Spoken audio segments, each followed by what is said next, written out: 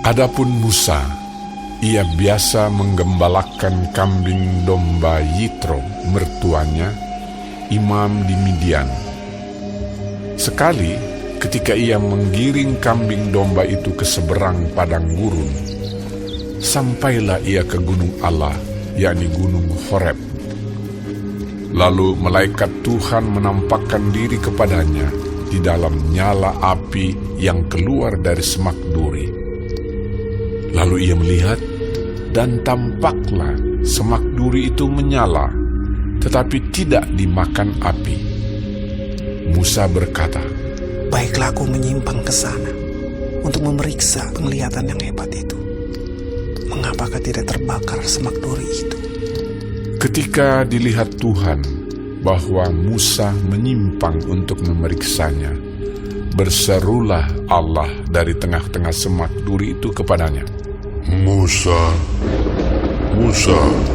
Dan ia menjawab, "Ya, Allah." Lalu ia berfirman, "Janganlah datang dekat-dekat. Tanggalkanlah kasutmu dari kakimu, sebab tempat di mana engkau berdiri itu adalah tanah yang kudus."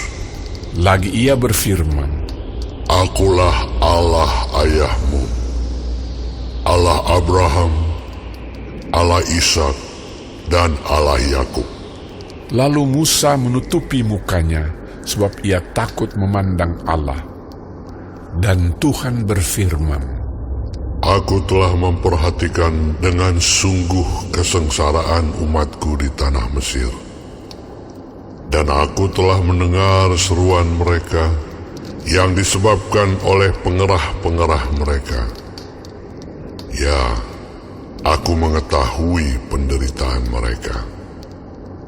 Sebab itu, aku telah turun untuk melepaskan mereka dari tangan orang Mesir dan menuntun mereka keluar dari negeri itu ke suatu negeri yang baik dan luas, suatu negeri yang berlimpah-limpah susu dan madunya, ke tempat orang Kanaan, orang Het, orang Amori, orang Feris, orang Hewi, dan orang Yebus.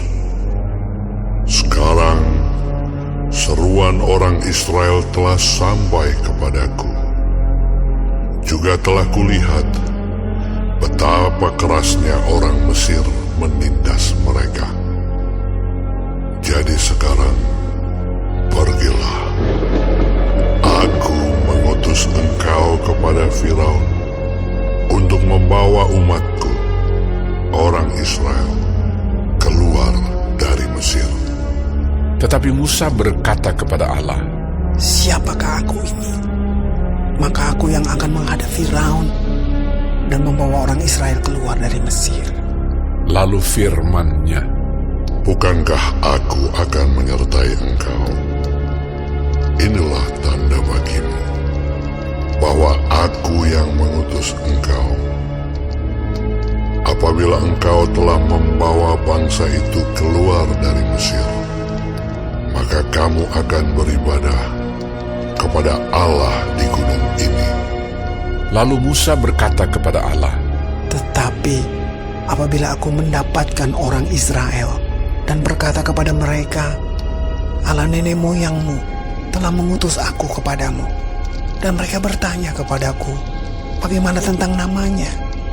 apakah yang harus kujawab kepada mereka?" firman Allah kepada Musa, "Aku adalah Aku." Lagi firman-Nya, Beginilah kau katakan kepada orang Israel itu, "Akulah Aku, telah mengutus Aku kepadamu." Selanjutnya berfirmanlah Allah kepada Musa, Beginilah kau katakan kepada orang Israel, "Tuhan, Allah nenek moyangmu, Allah Abraham, Allah Ishak dan Allah Yakub, telah mengutus aku kepadamu. Itulah namaku untuk selama-lamanya, dan itulah sebutanku turun-temurun.